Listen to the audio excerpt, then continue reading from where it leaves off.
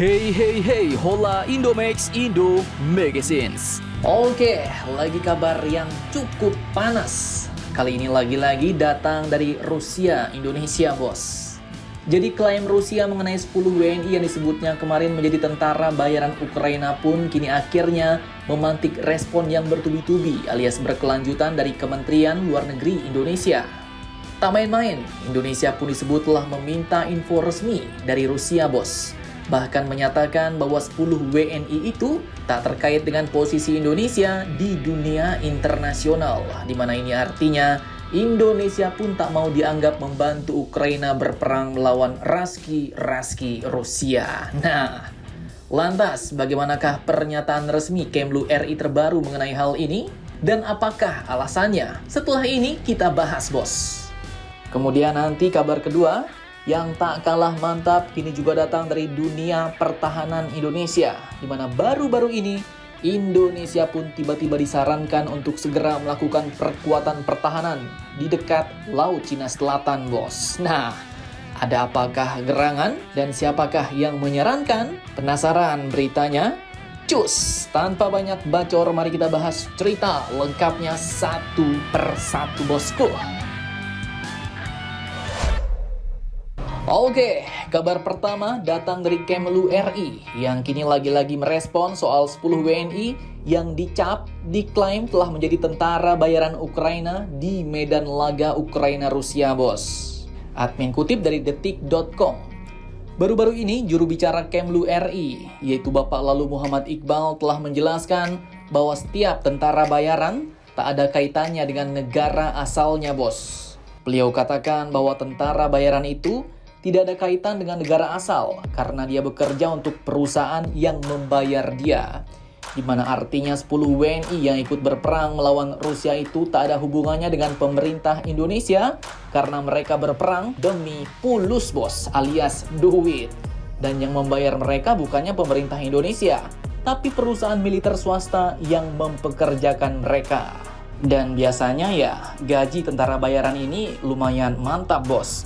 Cepat kaya ya kan, tapi resikonya besar. Cepat mati, bos, alias cepat koit, pindah ke alam barzah. Kecuali kalian bisa pakai cheat ya kan, darah nggak habis-habis, ya bolehlah. Bercanda, bos. Oke, lanjut. Menurut Bapak Iqbal, warga negara Indonesia memang cukup berpotensi menjadi tentara bayaran di beberapa negara.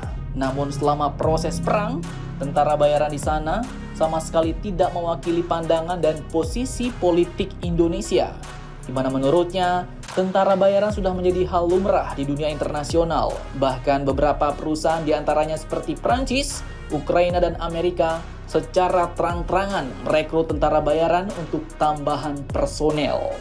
Nah, kemudian lanjut Bapak Iqbal pun menjelaskan bahwa tentara bayaran itu sudah jamak di dunia internasional, jadi mereka tidak diutus oleh negara asalnya. Dan jika benar WNI menjadi tentara bayaran, juga belum tentu akan mendapatkan hukuman di Indonesia, bos. Menurut beliau, belum ada undang-undang secara eksplisit yang mengatur hukuman untuk WNI yang berperang sebagai tentara bayaran negara lain. Jadi kami, pemerintah Indonesia, katanya tidak terkait langsung dengan mereka. Tapi memang tentara bayaran ini memang cari hidupnya dengan cara berperang, ujar juru bicara Kemlu RI ini, bos.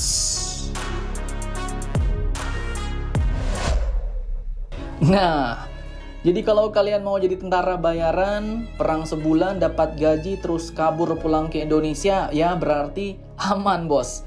Nggak bakal dihukum ya kan, tapi Mimin kurang tahu juga sih. Kan tadi katanya juru bicara Kemlu RI begono, bos. Tapi kalau bisa janganlah, kasihan anak istri dan mantan-mantan kalian, bos, kalau koit. Bercanda, bos. Oke, lanjut soal isu atau kabar mengenai 10 tentara bayaran Ukraina dari Indonesia yang telah dihembuskan Rusia. Pihak Indonesia pun kini ternyata tak tinggal diam, bos.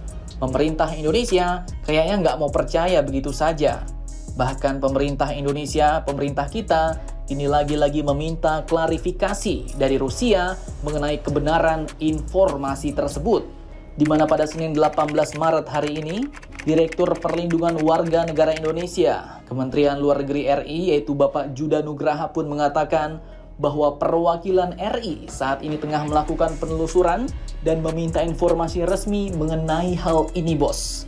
Dan permintaan klarifikasi data resmi ini pun dilayangkan Indonesia ke pemerintah Rusia lewat perwakilan diplomatik Indonesia di Rusia, yaitu melalui KBRI Moskow.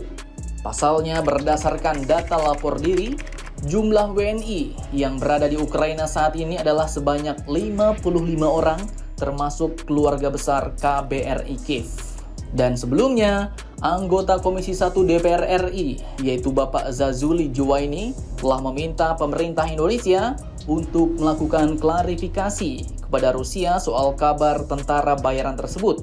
Soalnya ia katakan bahwa Indonesia menganut politik luar negeri bebas aktif dan mendorong perdamaian dunia, bukannya terlibat dalam konflik peperangan negara lain, ujarnya. Nah, tapi kan sudah dijelaskan tadi, bos, bahwa 10 WNI ini tidak terkait sama sekali dengan pemerintah Indonesia.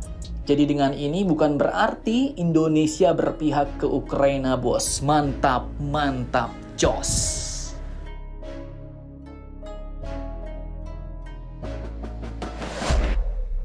Oke, lanjut kabar yang cukup panas.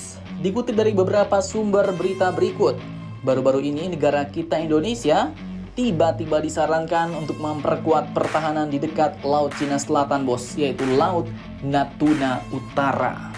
Di mana pengamat militer dan co-founder Institute for Security and Strategic Studies atau ISESS, yaitu Khairul Fahmi, telah mengusulkan untuk memperkuat TNI guna mengantisipasi terjadinya peperangan jika jalur diplomasi tidak berhasil dalam meredam konflik yang terjadi di Laut Cina Selatan. Nah, berarti sudah dibaca nih, bos, oleh para pengamat militer internasional bahwa Laut Cina Selatan ke depan bakal semakin mendidih. Beliau pun menyatakan seperti ini, bos. Indonesia harus concern menyiapkan terjadinya perang di Laut Cina Selatan, sehingga baik pengadaan alutsista maupun persiapan fasilitas militer juga diarahkan untuk ke kawasan utara termasuk di Natuna Utara, tegasnya. Dan jika peperangan memang benar-benar terjadi, maka ia katakan TNI harus bersiap untuk menjaga batas laut sebagai upaya menjaga kedaulatan wilayah maritim Indonesia. Ia katakan bukan tidak mungkin pada masa depan akan berkembang menjadi konflik terbuka dan meluas, sehingga itu yang kemudian harus diantisipasi, ujarnya. Nah, ngeri sedap nih, bos. Tapi untungnya kita nggak salah milih pemimpin kemarin, bos. Kalau misalnya yang dibanyakin malah cangkul, traktor, sekop, dan lain-lain, ya pas perang nanti amsyong juga kita, ya kan? Jadi bagaimana menurut kalian? Jangan lupa komentar, tetaplah kalian barbar dan jangan santuy terus demi Indonesia maju. Salam Indomax, Indo Magazines.